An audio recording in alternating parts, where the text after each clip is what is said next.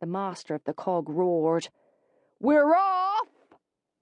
I ran, leaped over a coil of rope, caught my foot and went sprawling. Lambs and calves! Behind me, Mother cried out. I scrambled up, dusty but unharmed. I laughed through my tears and raced up the plank. A seaman drew it in. The sail, decorated with the faded image of a winged fish, bellied in the breeze. We skimmed away from the dock. If fate was kind, in 10 years I would see my parents and Albin again.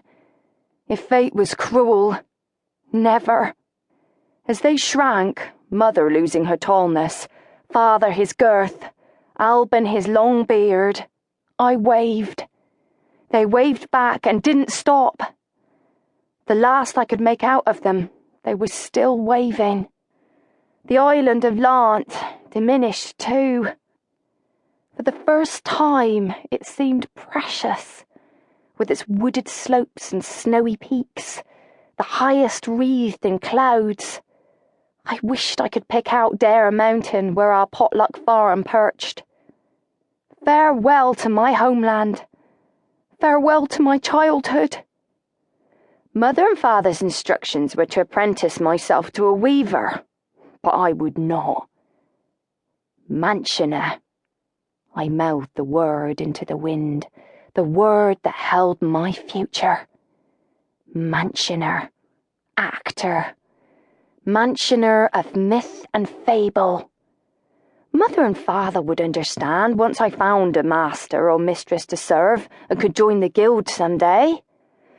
Leaning into the ship's bulwarks, I felt the purse hidden under my apron, which held my little knife, a lock of hair from one of Albin's mansioning wigs, a pretty pink stone, a perfect shell from the beach this morning, and a single copper, which Father judged enough to feed me until I became apprenticed.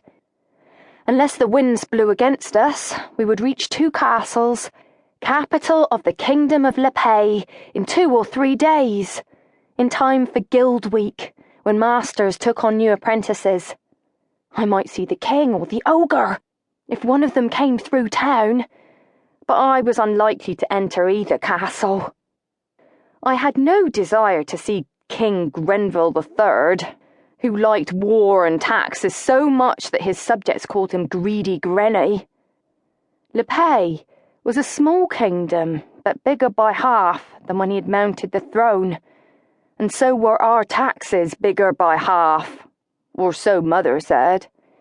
The king was believed to have his combative eye on Terre, Lant's neighbour across the wide side of the strait. Queen Sophie had died a decade ago, but I did hope to see the king's daughter, Princess Wren, who was rumoured to be somehow peculiar. A mansioner is interested in peculiarity, and a mansioner observes. I turned away from home. To my left, 3 rowers toiled on a single oar. The one in the centre called, "Pull!" with each stroke. I heard his mate across the deck call the same. Father had told me the oars were for steering and the sail for speed. The deck between me and the far bulwark teemed with seamen, passengers, a donkey and 2 cows. A seaman climbed the mast. The cogmaster pushed his way between an elderly goodman and his good wife and elbowed the cows until they let him pass. He disappeared down the stairs to the hold where the cargo was stored. I would remember his swagger, the way he rolled his shoulders and how widely he stepped. The deck tilted into a swell.